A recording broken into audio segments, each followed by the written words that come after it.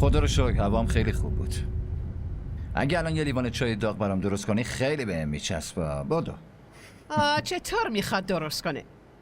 چای رو کی خوب درست میکنه؟ حاله از این دختره که هیچ آبی گرم نمیشه. مامان بزرگ. حاله تو بیا کنار من بشین.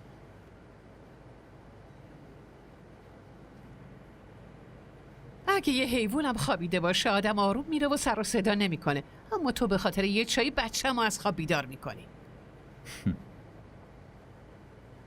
این غذای اضافه رو واسه کی گرفتی پسرم؟ بفرما. اونی که براش غذا گرفتیم خودش اومد.